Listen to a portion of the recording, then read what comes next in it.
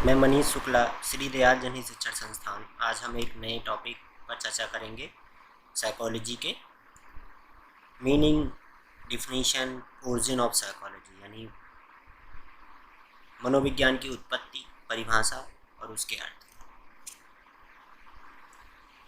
Meaning, definition and origin of psychology पर आज हम एक चर्चा करेंगे। ये TET, C TET, UP TET, triple SC सभी में आने वाले प्रश्नों से अवगत कराएंगे और ये डीएड, बीएड, एमएड में भी ये पेपर है खास करके। तो आज हम चलते हैं, हम इसकी चर्चा करें। मनोविज्ञान की उत्पत्ति। मनोविज्ञान शब्द जो है वो अंग्रेजी शब्द के साइकोलॉजी शब्द का रूपांतरण है, जो कि साइकोलॉजी शब्द लैटिन भाषा के दो शब्दों से मिलकर बना है, साइकी प्लस लोगोस, जिसका अर्थ है, साइकी का अर्थ है आत्मा तथा लोगोस का अर्थ है अध्ययन करना, अर्थात आत्मा का अध्ययन करना।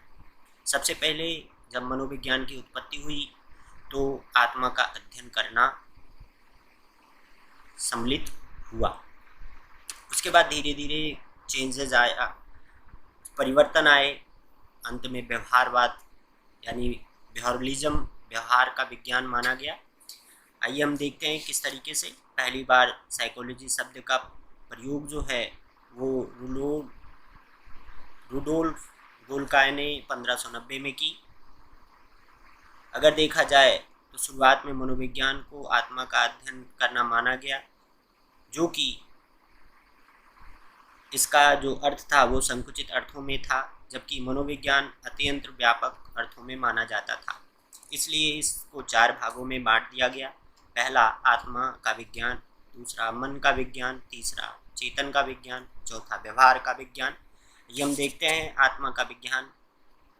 आत्मा का विज्ञान जो विचारधारा थी वो यूनान से शुरू होकर लगभग 16वीं शताब्दी के अंत तक चलती है। प्राचीन यूनान में वास्तव में मनोविज्ञान को कोई अलग विषय नहीं माना था, अपितु उसे एक दर्शन का ही हिस्सा मानते थे। क्योंकि इसलिए मानते थे क्योंकि जो प्लेटो थे, अरस्तु थे और सुकरात थे, वो दर्शन शास्त्री थे, इसलिए वो आदर्शवाद में ही यकीन करते थे। और आदर्शवाद आत्मा का विज्ञान और ईश्वरीय जो गुण होते हैं, सत्य, सत्यम शिवम सुंदरम पर ही वो चर्चा करता है। इसलिए जो अरस्तु, प्लेटो और सुकरात थे उसे आत्मा का विज्ञान ही माना, जिसमें व्यक्ति आत्मा की शुद्धि और मोक्ष की महत्वता मानी या देखी जाती है। इस प्रकार हम मनोविज्ञान को आत्मा का विज्ञान मानते हैं। लेकिन जब दोबारा चेंज हुआ, एक परिवर्तन आया 17वीं शताब्दी में, जो मन का विज्ञान है। मन का विज्ञान में अगर हम देखें, दूसरा जो पॉइंट था, मन का विज्ञान 17वीं शताब्दी की शुरुआत तथा मनोविज्ञान में एक परिवर्तन आया। अपना रूप आत्मा से हटाकर मन पर कर लिया। कुम्पोनोजी ने पहली बार मनोविज्ञान को मन और मस्तिष्क का विज्ञान कहा। यानी जो हम आत्मा को किसी तथ्यात्मक रूप में नहीं ले सकते, इसलिए मन को फिर सम्मिलित किए उसमें विज्ञान की, मनोविज्ञान की श्रेणी में। लेकिन उससे भी अपने मनोविज्ञान जो है वो अपना एक बार रूप चेंज किया, अपना फोकस हटाया। और कुम्पोनोजी ने पहली बार मनोविज्ञान को मन और मस्तिष्क का विज्ञान कहा। यह विचारधारा कुछ दिन तक चलती रही। रूसो और कांट, लॉक इत्यादि नाम प्रमुख थे, इन मन के विज्ञान में सम्मिलित हुए और 19वीं शताब्दी के अंत तक ये चलती है। इस बार मनोविज्ञान को मन का विज्ञान माना गया। देन कुछ परिवर्तन, दोबारा एक बार मनोविज्ञान ने अपना दोबारा रूप परिवर्तित किया और चेतन का विज्ञान बना। 19वीं शताब्दी के अंतिम वर्षों में फिर से मनोविज्ञान ने अपना रूप परिवर्तित किया, अपना फोकस हटाया और मन का विज्ञान की अवधारणा स्पष्ट न होने के कारण यह चेतन का विज्ञान बन गया। यानी जो मन की अवधारणा है वह स्पष्ट न होने के कारण यह चेतन का विज्ञान बन गया। लगभग 1879 में संरचनावाद के जनक विद्वान विल्हेम वुंड ने जर्मनी के लिप्जिंग शहर में मनोविज्ञान की पहली प्रयोगशाला स्थापना की, जिसमें वो चेतन का अध्ययन करते हैं। यानी संरचनावाद स्ट्रक्चरलिज्म के जो जनक थे वो विल्हेम वुंड थे, संरचनावादी विचारधारक थे। उन्होंने चेतन को की जो मनोविज्ञान की पहली प्रयोगशाला खोली, उस पर चेतन का अध्ययन किया। और वहीं दूसरी तरफ प्रकारवाद के जो जनक थे फंक्शनलिज्म, वो विलियम जेम्स थे। कैम्ब्रिज विश्वविद्यालय, जो कि आज कार्ल मार्क्स विश्वविद्यालय के नाम से जाना जाता है, दूसरी प्रयोगशाला खोलकर चेतना के कार्यों और प्रकारों पर अध्ययन उन्होंने किया। विलियम जेम्स ने एक पुस्तक लिखी द प्रिंसिपल ऑफ साइकोलॉजी, जो कि बहुत प्रसिद्ध हुई, और इसी की विख्यात के कारण से ही विलियम जेम्स को मनोविज्ञान का जनक माना गया, विलियम वुंड को नहीं, जबकि विलियम जेम्स को माना गया। विलियम वुंड को पहला मनोवैज्ञानिक प्रयोगशाला के स्थापना उन्होंने करी थी। और प्रिंसिपल ऑफ साइकोलॉजी नामक बुक लिखने के बाद इन्होंने प्रख्याति उनको प्राप्त हुई, कई सारे राइटरों की इन्होंने सम्मिलित हुए, जिसमें विलियम जेम्स को पहला मनोवैज्ञानिक जनक मान लिया गया। यह विचारधारा 19वीं शताब्दी के अंत तक मानी जाती है। व्यवहारवाद 1913 में अमेरिका के हापकिंस यूनिवर्सिटी में प्रोफेसर जे.बी. वाटसन ने व्यवहारवाद की नींव रख दी।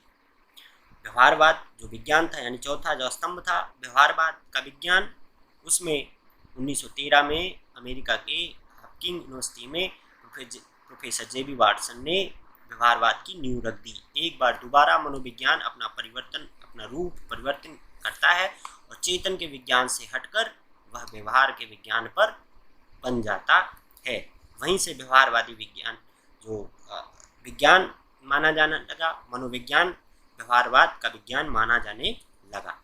चेतन का रूप स्पष्ट न होने के कारण वाटसन ने चेतन को नकार दिया और बाहरी व्यवहार पर जोर दिया, क्योंकि बाहरी व्यवहार सभी को दिखाई देता है, यानी हम आपको भी दिखाई देता है कि हम अपने व्यवहार अपने समाज में किस तरीके से करते हैं, इसीलिए इस पर अध्ययन करना संभव हुआ।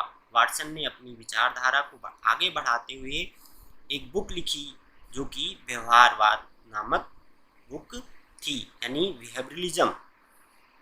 आज भी मनोवैज्ञानिक जो व्यवहारवाद का विज्ञान है, उसमें पावलोव, थांडाई, स्किनर, हल, टालमैन, वुडवर्ड, गुथरी इत्यादि नाम जुड़ते हैं, इत्यादि समर्थक व्यवहारवाद के थे। आज बहुत सारे क्वेश्चन पूछे जाते हैं व्यवहारवाद के, कौन कौन से समर्थक थे, स्किनर, थांडाई, स्किनर, हल, ऐसे कई सारे नाम दे दिए जाते हैं, जिसमें से आपको बताना होता है। तो आपको ये मालूम रहे कि थांडाई, पावलोव, स्किनर, टालमैन, हल, गुथरी ये सब व्यवहारवाद के समर्थक थे। अगर हम वुडवर्ड के अनुसार एक परिभाषा देखें, जो कि बहुत विख्यात और प्रमुख है, मनोविज्ञान ने सबसे पहले आत्मा त्यागी, फिर मन त्यागा और अंत में अपनी चेतना त्याग कर आज व्यवहार का विज्ञान बन गया। अर्थात ये बहुत ही महत्वपूर्ण डिफिनीशन है। वुडवर्ड ने कहा कि सबसे पहले मनोविज्ञान ने किसको त्यागा, आत्मा को त्यागा, देन मन को त्यागा और बाद में चेतन को त्याग कर आज व्यवहार का विज्ञान बन गया। कुछ महत्वपूर्ण हमने बिंदु इसमें रखे हैं, जैसे मनोविज्ञान के जनक कौन थे, विलियम जेम्स, प्रयोगात्मक मनोविज्ञान के जनक, क्योंकि उन्होंने सबसे पहले प्रयोगशाला ओपन करी थी लिप्जिंग में, जर्मनी में, जो कि है। विलियम वुंड 1879 शिक्षा मनोविज्ञान के जनक। जब एजुकेशनल साइकोलॉजी में कन्फ्यूजन ना होना, साइकोलॉजी की जब बात आए तब विलियम जेम्स, और एजुकेशनल साइकोलॉजी की जब बात आए तो थांडाई। विकासात्मक मनोविज्ञान के जनक जीन पियाजे। मनोविज्ञान के व्यवहारवादी संप्रदाय के जनक जे.बी. वाटसन। मनोविज्ञान मन मस्तिष्क का विज्ञान पुम्पोनोजी। अगर पूछा जाए आपसे कि भारत में मनोविज्ञान विभाग की स्थापना कब हुई, भारत में मनोविज्ञान की स्थापना कब हुई, तो 1916 में कोलकाता में हुई। और वहीं पर कोलकाता में ही मनोविज्ञान की पहली प्रयोगशाला की स्थापना हुई और उसका श्रेय नरेंद्र नाथ सेन गुप्ता को जाता है, जो कि बहुत ही परीक्षाओं में पूछा जाता है, बहुत ही महत्वपूर्ण प्रश्न है ये। साइकोलॉजी यानी मनोविज्ञान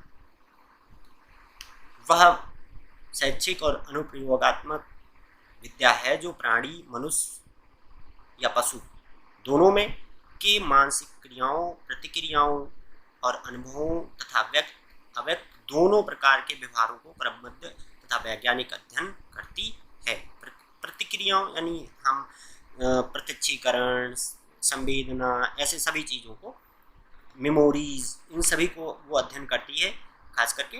दूसरे शब्दों में मनोविज्ञान एक ऐसा विज्ञान है जो क्रमबद्ध रूप से प्रेक्षणीय यानी चेंजेबल और प्रेक्षणीय व्यवहार, जो व्यवहार दिखता है ऐसे व्यवहार का अध्ययन करता है तथा प्राणी के भीतर मानसिक और दैहिक क्रियाओं जैसे चिंतन, भाव, वेदना, द्वेष, ईर्षा इत्यादि आदि का वातावरण की घटनाओं के साथ उसका संबंध जोड़कर अध्ययन करता है, मनोविज्ञान कहलाता है। मनोविज्ञान की कुछ परिभाषाएं राइटर के अनुसार अगर हम देखें तो वाटसन ने सबसे पहले मनोविज्ञान का एक निश्चित या शुद्ध विज्ञान कहा। मनोविज्ञान जो है वो व्यवहार का निश्चित या शुद्ध विज्ञान है। मैक्डूगल ने कहा आचरण एवं व्यवहार का यथार्थ विज्ञान है। जो मनोविज्ञान है वो आचरण और व्यवहार का यथार्थ विज्ञान है। गार्डनर ने कहा मनोविज्ञान वह विज्ञान है जो जीवित व्यक्तियों को उसका वातावरण के प्रति अनुक्रियाओं का अध्ययन करती है, यानी जो भी क्रियाएं होती हैं वह वातावरण में ही होती हैं, हम उसका ही अध्ययन करते हैं।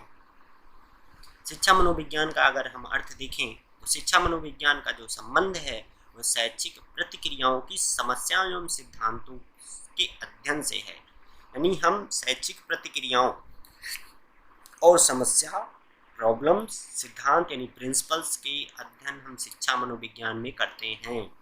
इस प्रकार जो मनोविज्ञान है, जो शिक्षा मनोविज्ञान है, उसका संबंध कि हम विवेचनाएं, विश्लेषण और वैज्ञानिक समाधान प्रस्तुत करना ही शिक्षा मनोविज्ञान का काम है। स्किनर ने कहा कि जो शिक्षा मनोविज्ञान है वह शाखा है जो सीखने और सिखाने यानी लर्निंग और लर्निंग प्रोसेस पर डिपेंड करती है, यानी सीखने और सिखाने की प्रतिक्रियाओं का अध्ययन करती है। स्टीफन ने कहा शिक्षा मनोविज्ञान शैक्षणिक विकास का कर्मिक अध्ययन है, यानी सीक्वेंसल एजुकेशनल डेवलपमेंट इज सीक्वेंसल। उन्होंने कहा शिक्षा मनोविज्ञान शैक्षणिक विकास का कर्मिक अध्ययन है। गिलफोर्ड के अनुसार अगर हम देखें तो बालक का जो विकास का अध्ययन प्रक्रिया है उसमें हम यह देखते हैं कि उसे कैसे योग्य बनाया जाए, अर्थात उसे कैसे पढ़ाया जाए, कैसे क्या पढ़ाया जाए, हम इसका अध्ययन करते हैं शिक्षा मनोविज्ञान में। Thank you.